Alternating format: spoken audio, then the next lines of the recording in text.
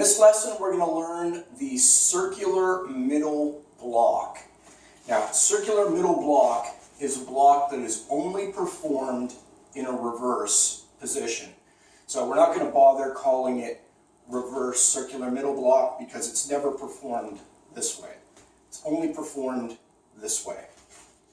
And what you're doing with this technique here, if there's an opponent that is attacking you, you're basically blocking the leg. So imagine a front snap kick.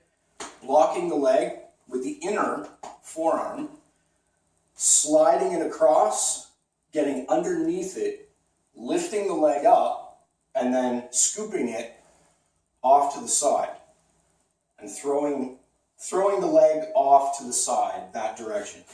That's what you're doing with this block, but there are more applications as well. It can be used as part of a combination block. So if somebody's attacking, you can block an attack this way, and if they follow up with another punch, you can bring the arm up, continuing the motion through, and block a follow-up attack. So if it was a front kick punch combination, you block the front kick and block the punch in one smooth motion. Boom, boom, just like that. So it has multiple uses. Don't just get stuck on one particular application of the technique. But from walking stance, what we're going to do, start with your arms out to the side and then come down like this quickly.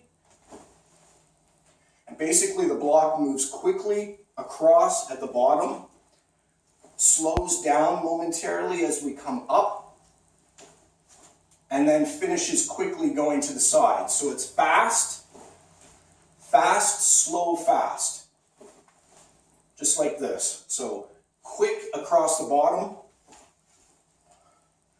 up, and then quick at the top, at the finish. Just like that.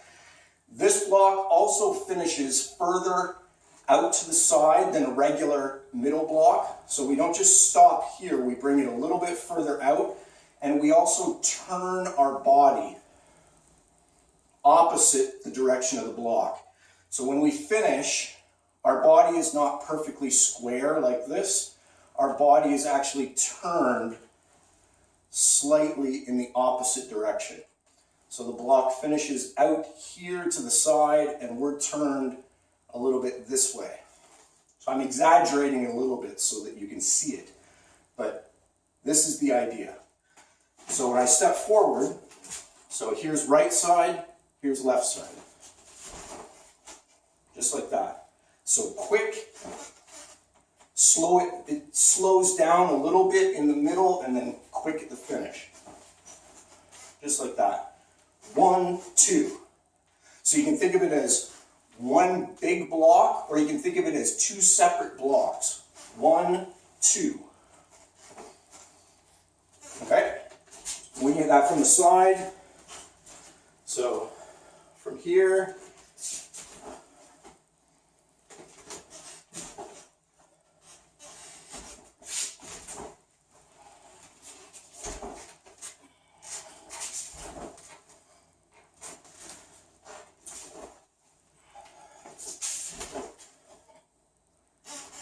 practicing by count.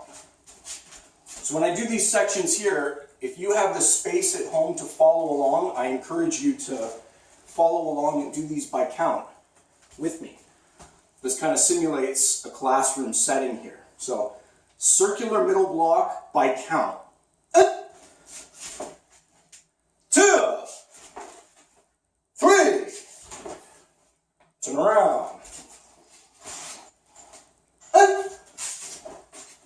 2, 3, turn around. Good. So remember, that bottom block, you're blocking with the inner forearm. This is the first time we've used this blocking surface so far. So there aren't too many blocks that are inner forearm because it's not as strong of a blocking surface as the outer forearm, but you're using the inside of the arm. Don't turn your arm over when you come down. Leave it this way, right? palm facing towards you. As you're coming down at the bottom, you are blocking with the inner forearm here.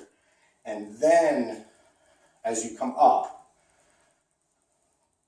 then it's like a regular middle block, which is also inner forearm. So I shouldn't say we haven't used it before, but typically when we block, we usually use the outer forearm for blocking because it's the strongest blocking surface.